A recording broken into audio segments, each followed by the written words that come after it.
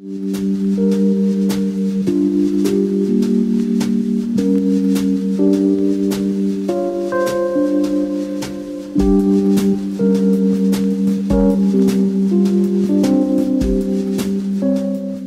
Super Bowl Sunday, I have been left to feel like the late great bluesman Sonny Boy Williamson's 9 Below Zero. Ain't that a pity?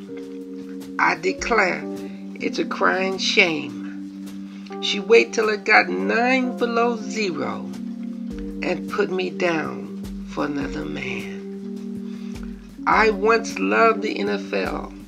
For decades, I had been a loyal fan of professional football and never missed a Monday night game or a Super Bowl Sunday. Yet I feel like the NFL waited till it got 9 below zero and put me down for another god, a Lucifer.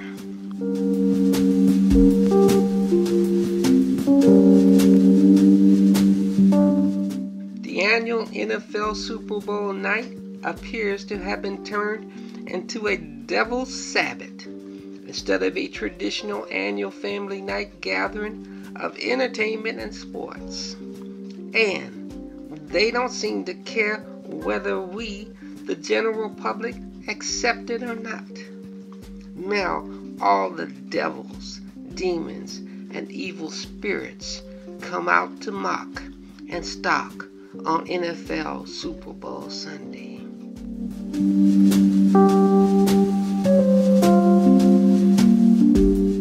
Lucifer's servant, CeeLo Green, joined the Devil's Negro Legion to wickedly stalk the NFL Satanic Super Bowl in Atlanta by lashing out at protesters and supporters of Colin Kaepernick's NFL protests. CeeLo said, "F-U-C-K these so-called protesters. I'll kill for you, a big bow.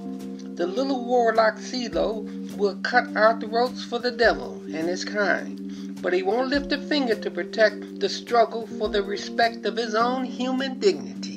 Satanic High Priest Jamie Foxx showed up at the Super Bowl in Atlanta in fine form to publicly display himself as the animal totem and talisman of his panda deity coven. The bear, particularly the panda, is a deadly animal with a nasty disposition that would attack humans without provocation. It is also symbolically, patently dualism to the cuddle, docile teddy bear. It is also significantly Masonic, black and white. The iconic Gladys Knight is not very bright. She is a witch and a satanic high priestess that the Illuminati can spend on a dime. She agreed to sing the National Anthem at the NFL Super Bowl 53, also not to support the struggle for her own human dignity, but because she wanted to give the anthem back its voice as it had been in 1775, when approximately 20% of the American population were enslaved Africans. I say that Gladys Knight's judgment can no longer be trusted, even in the appearance of challenging any form of racial injustice here or globally, because she is not only a patriot, but she belongs to the most secret satanic Masonic orders of Lucifer. Gladys Knight really agreed to sing America's national anthem to wickedly mock, betray, and violate the spiritual trust of black people. She is an absolutely evil Luciferian witch of the Greek and Masonic orders. Her symbol is the inverted pentagram. The pentagram with one point upwards repels evil, but a reverse pentagram with 2 points upward is the symbol of the devil and attracts sinister forces because it is upside down. It represents the great goat of the witch's Sabbath, and the 2 upward points are the goat's horn. Gladys Knight belongs to the sisterhood of Alpha Kappa Alpha sorority. Their color is that of the Kemetic wedjet, the green one, associated with the Eye of Ra, and the deity of the goddess Quates. Among the epithets used for this deity, Quates is called Mistress of all gods, Lady of the stars of heaven, Beloved of Patat, Great of magic, and Mistress of the stars, the Eye of Ra without her equal. 1997, Gladys Knight was baptized into the Church of Jesus Christ of the Latter-day Saints, the LDS. She led the B1 One World Choir at B1 40th Anniversary Celebration of the Revelation of the Priesthood. 1978 revelation on priesthood was a revelation announced by the leaders of the LDS Church that reversed a long-standing policy excluding men of black skin from the priesthood because of the biblical false curse on Ham, the son of Noah. For nearly 150 years, the Mormon Church had taught that all blacks were cursed from the time of the fall of what they call pre-existent spirits from the higher estate. Lucifer and Christ were brothers in good spirits. Lucifer and about a third of the children of good spirits rebelled when the Council of Gods rejected Lucifer's plan and chose Christ's plan for salvation, redemption of mankind. There was a third group of good spirit children in the estate that followed neither Christ nor Lucifer's plan. The Godhead cursed them, turned them black, and they were cast down to earth.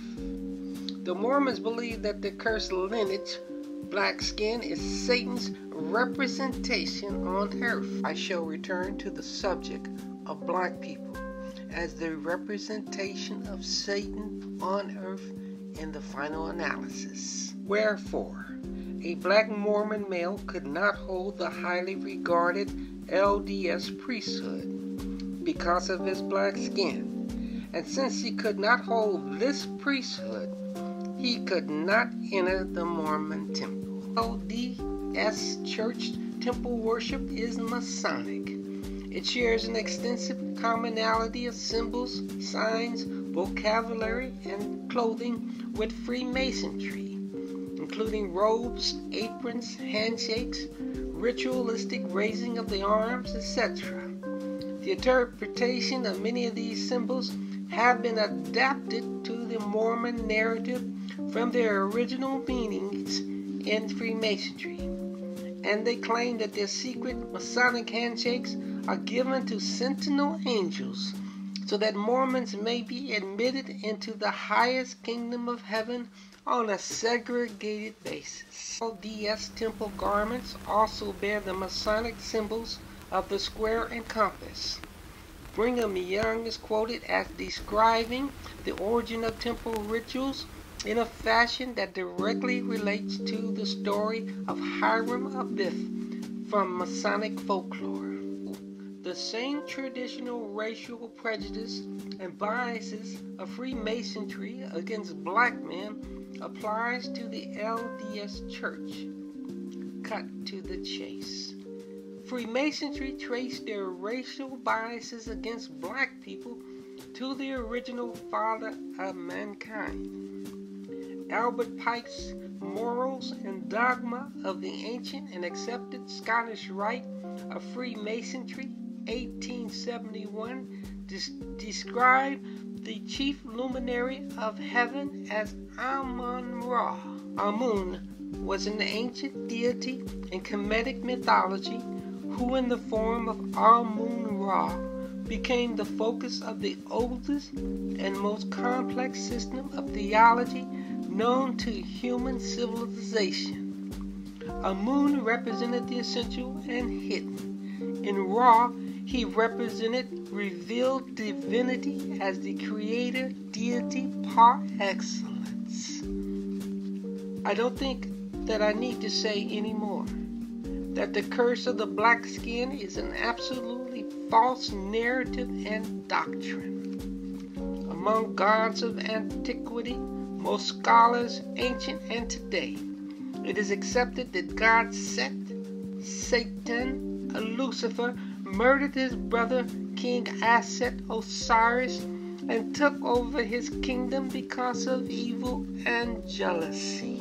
Now, we return to our lost dark-skinned sister, the Negro Gladys Knight, that the Mormons believe is the representation of Satan, the jealous brother God sent of the black man on earth. In other words, on Super Bowl Sunday, Gladys Knight was an internal cognitive symbol that represented an external reality, Satanism.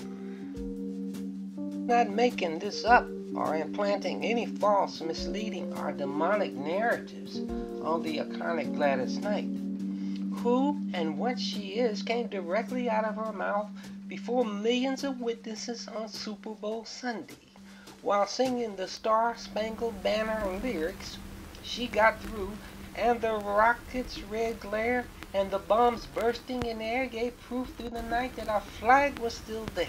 But when she got to the Pacific lyrics, oh, say does that Star-Spangled Banner yet wave? As she crooned it to those lyrics, Gladys Knight had a sudden automatic flashback to a ritual satanic chant.